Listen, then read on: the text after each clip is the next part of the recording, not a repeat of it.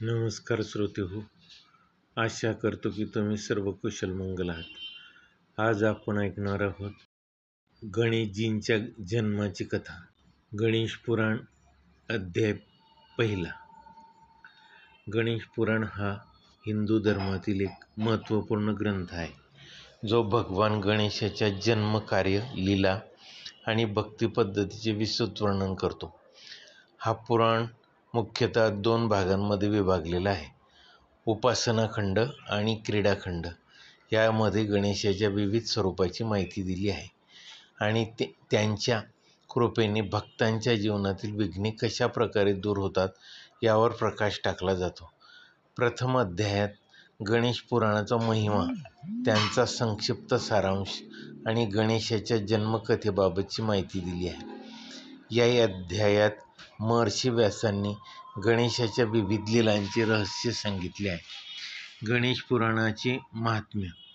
गणेश पुराणाच्या सुरुवातीस नैमिषारण्यात शौनक ऋषी आणि इतर साधूंनी महर्षी सूत यांना विचारले की भगवान गणेश यांचा खरा स्वरूप कोणते आहे, त्यांच्या भक्तीमुळे कोणकोणते लाभ मिळतात, त्यांच्या कथा आणि इतिहास काय आहे. यावर महर्षी सूत म्हणतात, गणेश हे अद्वितीय, अनादी, अनंत आणि सर्वव्यापी आहेत. हे सर्व देवांचे अग्रपूज्य आहे, विघ्नहर्ता आणि मंगलकर्ता आहेत. त्यांच्या उपासनेने सर्व संकटे दूर होतात, तसेच जीवनात यश आणि समृद्धी प्राप्त होते.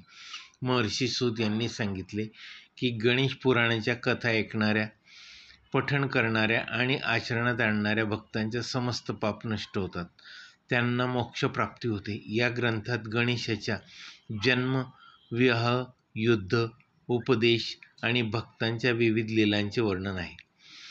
गणेश जन्मकथा. पार्वती देवीने गणेशाची निर्मिती केली. पार्वती देवीने गणेशाच्या निर्मिती केली.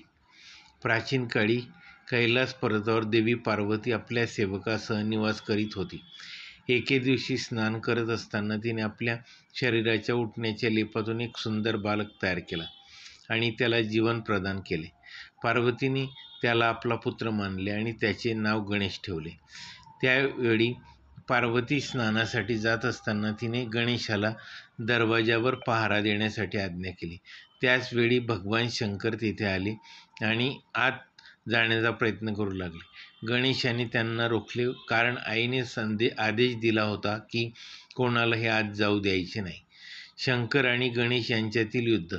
गणेशाच्या रोखण्याच्या भगवान शंकर क्रोधित झाले. त्यांनी गणेशाला समजवण्याचा प्रयत्न केला, परंतु गणेश आपल्या आईच्या आज्ञेवर ठाम राहिला. त्यामुळे महादेव आणि गणेश यांच्यात मोठे युद्ध झाले. गणेशाने आपल्या बुद्धीने आणि शक्तीने अनेक गण, यक्ष, गंधर्व आणि इतर देवांना पराभूत केले. शेवटी भगवान शंकराने आपल्या त्रिशूळाने गणेशाचा शिरच्छेद केला. हे पाहून पार्वती अत्यंत क्रोधित झाली आणि संपूर्ण ब्रह्मांडाला संकटात टाकणारा शाप दिला. गणेशाचे पुनर्जन्म आणि प्रथम पूजनीय पद. पार्वतीचा संताप शमवण्यासाठी भगवान विष्णू आणि अन्य देवांनी युक्ती काढली. त्यांनी उत्तर दिशेला जाऊन एका हत्तीच्या शिरांचे मुंडकं आणले आणि ते गणेशाच्या दळावर स्थापित केले. त्यामुळे गणेशाला नवीन जीवन प्राप्त झाले. ते सर्व देवतांनी मिळून गणेशाला सर्वात प्रथम पूजनीय देवतेचा दर्जा दिला. तेव्हापासून कोणतेही शुभ कार्य गणेशाच्या पूजनाशिवाय सुरू होत नाही. गणेश पुराणाच्या पहिल्या अध्यायात वर्णन उपासनेच्या महत्त्वावर भर दिला आहे. गणपतीची आराधना केल्याने विविध लाभ मिळतात. विद्या आणि बुद्धी प्राप्त होते. गणेश हे बुद्धीचे दैवत मानले जाते. त्यांची उपासना विद्यार्थ्यांसाठी अत्यंत फलदायी असते. विघ्नाचा नाश होतो. जीवनातील सर्व अडथळे दूर होतात आणि कार्यसिद्धी होते. गणेश उपासनेच्या व्यक्तीला आध्यात्मिक उन्नती मिळते. सौभाग्य आणि संपत्ती वाढते. गणेशाच्या कृपेने घरामध्ये आनंद, समाधान आणि आर्थिक समृद्धी येते. गणेश पुराण सांगते की जो भक्त दररोज गणपती स्तोत्र, अथर्वशीर्ष आणि गणेश पुराण मंत्र जपतो, त्याची सदैव गणेशाची कृपा राहते. गणेशाची विविध रूपे आणि त्यांचे सात्विक अर्थ. गणेश पुराणात गणपतीची विविध रूपे सांगितली आहेत, जसे बालगणेश बाल्यावस्थेतील निष्पापता आणि प्रेमळ स्वभाव दर्शवतो. महागणपती ज्ञान, बुद्धी आणि साक्षात्काराचे प्रतीक. विघ्नराज गणेश विघ्नहर्ता आणि संकट निवारण करणारे रूप. सिद्धिविनायक भक्तांना सिद्धी आणि संपत्ती प्रदान करणारे. एकदंत त्याग आणि क्षमाशीलतेचे प्रतीक. गणेश पुराणातील पहिला अध्याय आपल्या अनेक जीवनोपयोगी शिकवणी देतो. कर्तव्यनिष्ठा गणेशाच्या आईच्या आज्ञेचे पालन करताना कधीही शरणागती पत्करली नाही. संयम आणि शिस्त गणेश आपले कर्तव्य चोख पार पाडतात, त्यामुळे जीवनात अनुशासन आवश्यक आहे. गणेश हे विघ्नहर्ता आहे, ते आपल्या जीवनातील संकटे दूर करू शकतात. भक्तीचा प्रभाव. गणेश भक्ती केल्याने जीवनात अडथळे येत नाहीत आणि प्रत्येक कार्य यशस्वी होते. गणेश पुराणातील पहिला अध्याय भगवान गणेशाच्या जन्मापासून त्यांच्या महत्त्वापर्यंत अनेक गोष्टी स्पष्ट करतो. हा ग्रंथ केवळ धार्मिक दृष्टिकोनातून महत्त्वाचा नाही, तर तो एक मार्गदर्शक ग्रंथ आहे.